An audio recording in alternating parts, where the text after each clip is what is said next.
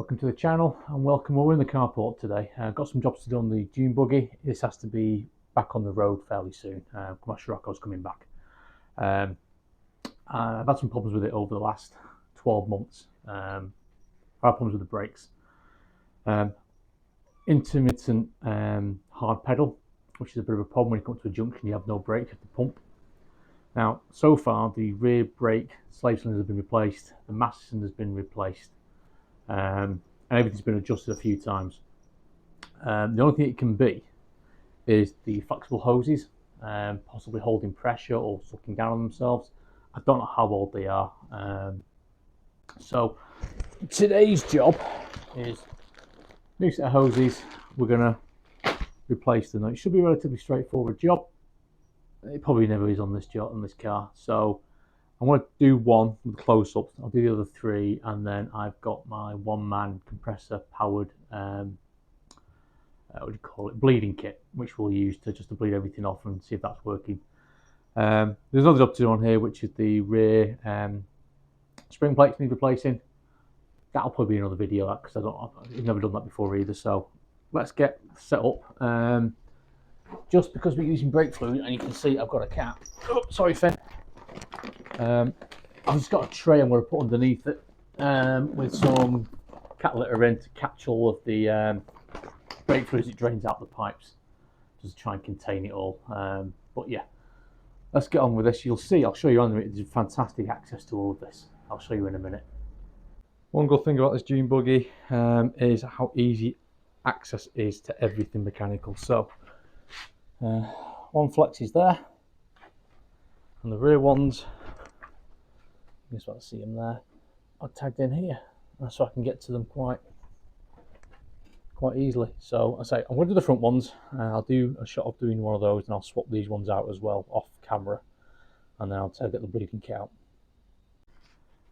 Okay, so I've got some kit lids underneath. You can just about see it there underneath it to catch the fluid. I've been trying to unnip these. This one just in here has come undone.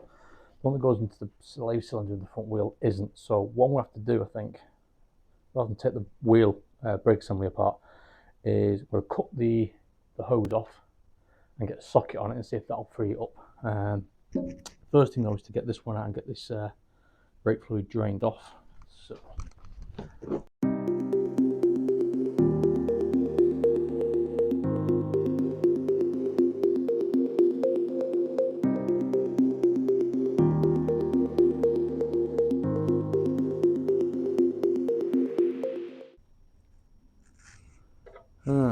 We have a problem.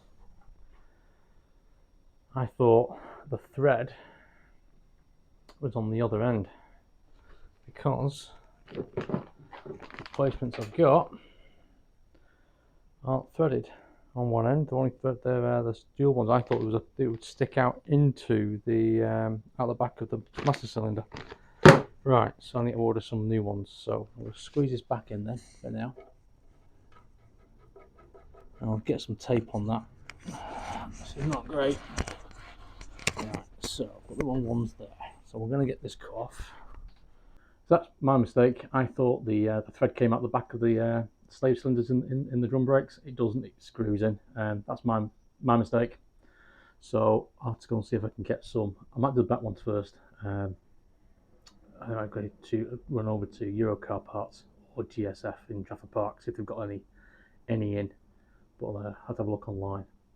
Okay, let's get on and do the back. They seem much more straightforward. As you can see, the back ones I do have the right ones for because these are both screwed in onto the solid copper lines. So let's get this set up and get these ones at the back. So I'll just film one changing it. We'll just get the other one done.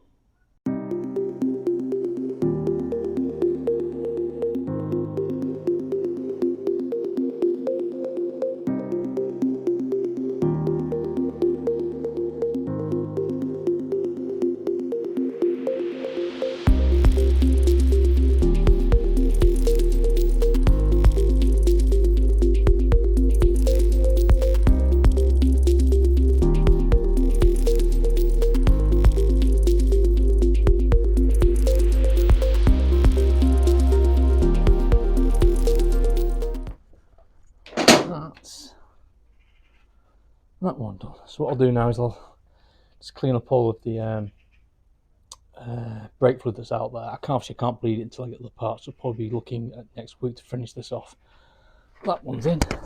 As an example, how knackered this was. This is really old. You can see the fact that it's not returning, so it's not returning to shape. It's been there a while. So hopefully this will solve my problem. This is very flexible. So I want to do the other one. Back lines are in, that one's in, and that one's in. Today we are doing a job that's been needed on the back for a while. I'll take you around there in a minute. We're changing the spring plates on the back because they are well past it and very, very bent. Looks like a straightforward job. Nothing on this dune buggy is straightforward. There's a variety of different bolts at the back I'll show you in a second, including one that's just a stud. So I'm hoping it'll take the afternoon to do. We'll see. But first of all, let's show you what the problem is. So the spring plates need changing. You can see the wheels. This one's kicked right over at the top and that one's a little bit off. Anyway, this thing is low, which doesn't help. But we'll start on this side. You can probably see this spring plate is bent. It bows out, which isn't really helping.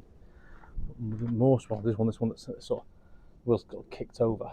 If you can see it, this spring plate is actually twisted. It's actually twisted over if you're pushing the wheel further over. So we're going to change them all.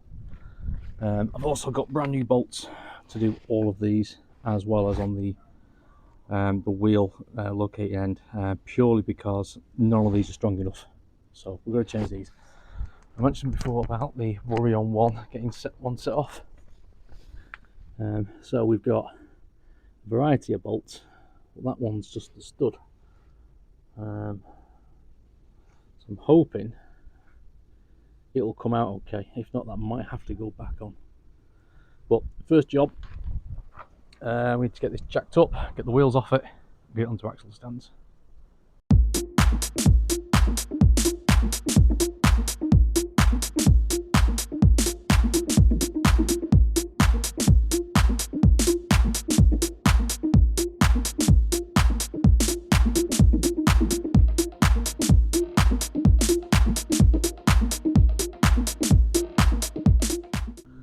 Okay, I'm going to start with the most difficult one, which is the one with the dodgy nut on the front here. I'm hoping it'll just drive out. Yeah, I'm hoping so. If not, that one will go back in as it is. I need to disconnect the bottom of the shock absorber. There's 3 bolts at the back here, then lift, and this can hopefully lift over. I've got enough flex on the handbrake cable to pull it out. I do not want to be disconnecting the handbrake cable because they've been shortened. It's not an easy job just to unbolt them from the handbrake end. They're an absolute nightmare to get back in, so I'm hoping there'll be enough flex in that. We'll find out. Obviously, I'm hoping there'll be enough flex to move them that way and drop them down. And I've got an axle stand, another one just behind here, just to hold it in the short term. So let's see how we get on here. I might do a yeah, we'll do a time lapse on this, I think.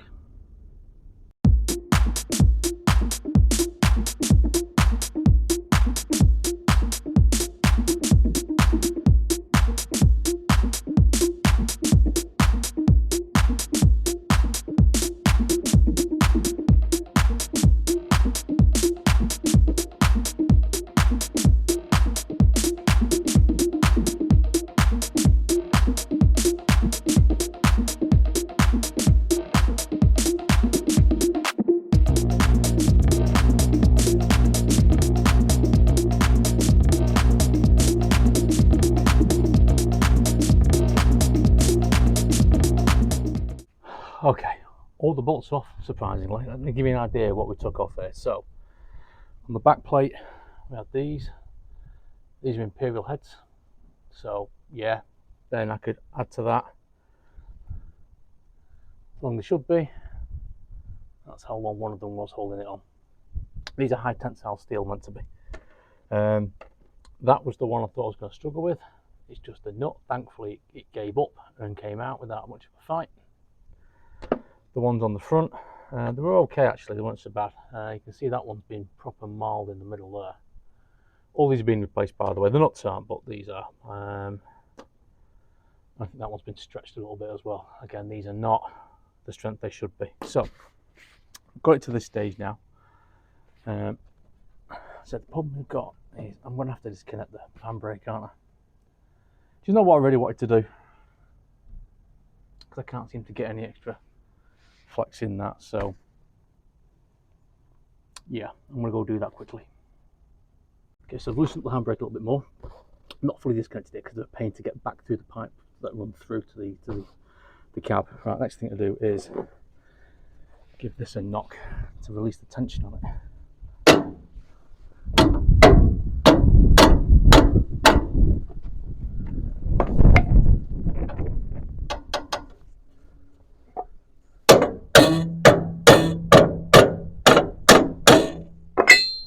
Doesn't seem to be any tension on it.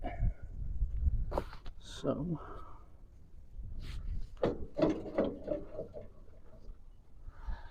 that will clear, that will clear.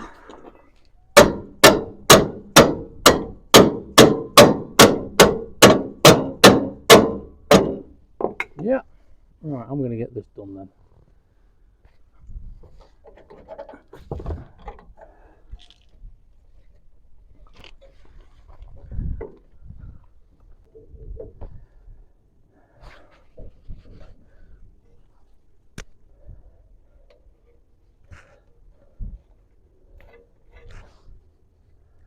So I've just marked this up so I can drop it. I'm going to lift it by 2 splines, just about 5 inches.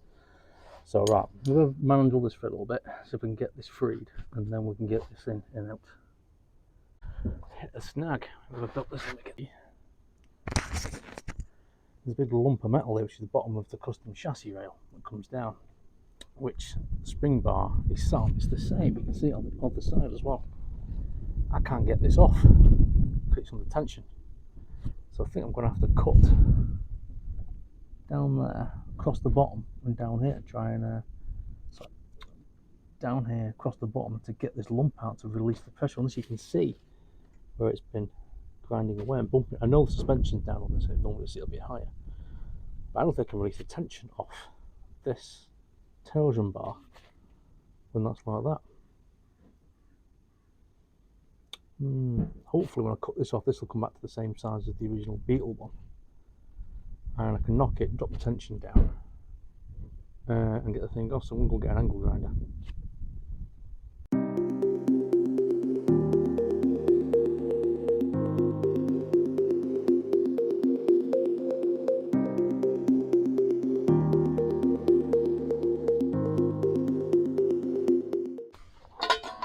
Okay, finally got them off. He saw the grinding. That's the original one, which you can see, there's a massive, compared to this one, there's a massive big bend on the end here. These things sort of twist at the other end. Oh, there's a way around these. That's just blind. So one's going to go back in. I did take the bushings off. These are the original ones. To be fair, they're in pretty good nick. Probably keep them just in case. But I do have new ones I'm going to put on, so I'm going to get on with doing that now. Hopefully this will allow us to go in properly and drop these splines down. So let's have a look. So that doesn't go on that side then, does it? That goes on that side. Alright.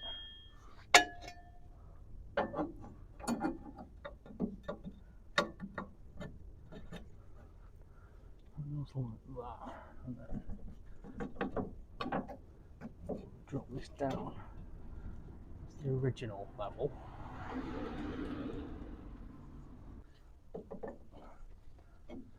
Okay, just put that in. The other issue I'm finding is, and this is a custom built dune buggy, and I would assume that the swing arm that comes off the back of the engine, because this is a custom chassis by the looks of it at the back end, what allowed the drive shafts to drop down any further than they are there, because they are getting caught on this bar, which I'm assuming is not original. I might be wrong, but it doesn't look like it. So I'm not sure I can actually lift the back of the dune buggy up. Give me a minute to go play around with it. So, I'll have more of a look. Yeah, this, as you can see, there's nothing supporting this. This drive shaft is literally leaning on the chassis rail that's the back here, so this can't go any lower. I'm not quite sure. It looks like it might be custom. I'm not sure. Either way, this is going to have to go back in as it was, because I'm not lowering it. Ideally, I wanted to lift it by about 4 or 5 inches, but I'm hoping that when these new ones go in, because they're not twisted and knackered, they might support it a bit more and give me a little bit of extra lift. So let's just get on with, just crack on with getting these in as they were.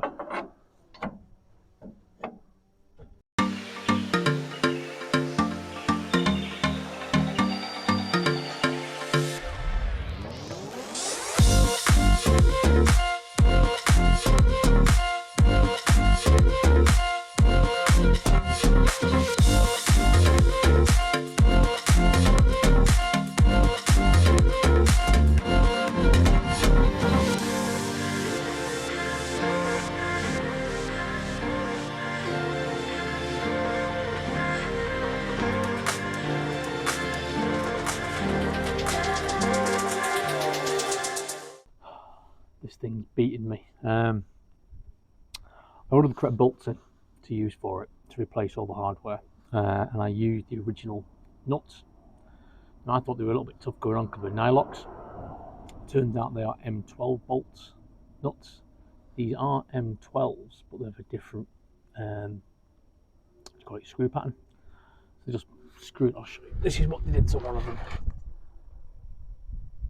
Yeah, so what I've done, I've had to run out to B&Q because I don't have any M12 bolts as nuts, because obviously forcing them onto these also then screwed up the nuts. So I've been to B&Q, bought some new M12 nuts. I've got some washers. So what I'm going to do is temporarily, because it's getting late on a Sunday now, and I don't know if I've had enough of it today. I can't do the other side without the correct nuts for that either. So I'm just going to bolt it back together temporarily with the original ones, just so I can roll it forward onto the car park. It's due for rain this week, and I can't have it out in front. And then next weekend, I'll get the thing jacked up again, get the nuts swapped over and the bolts swapped over on this side. And I know what I need to do on the other side, so the other side should be relatively quick, including cutting out that big lump of metal.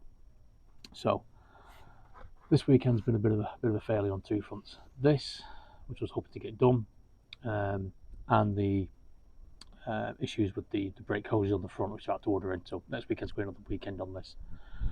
It's what happens in it when you're working on a one-off built in a shed dune buggy, sandrail dune buggy. It's multiple parts. Nothing's been put together correctly using the correct original hardware. Just been thrown together, and I'm finding this as I'm going along. So for instance, no, change of plan. I want to try and get this side done, even if it's some temporary bolts. So I'll probably put a time lapse on. We've done this one before, so when we took the bolts out, get the spring plate changed over, loosen everything up, and to cut that nub off the bottom of the chassis rail to get the tension off the thing off this. That's it there, that big. That's it there. I need to cut that off. So when I release the tension, I can get the actual spring plate off. So I think a time lapse might be done on this one. Hopefully, not much swearing.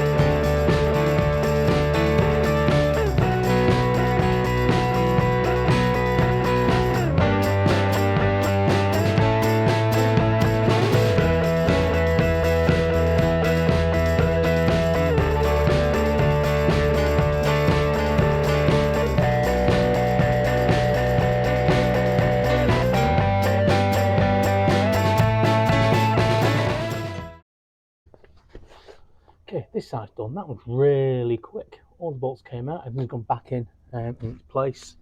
These again temporarily bolted up with new bolts. I'm going to order the correct bolts and nuts for the back, and then everything will need torquing up. But for this weekend, that's the swing arms replaced. There's a slight bend in this one. I think it's because where the swing arm comes, the way the wheels come down.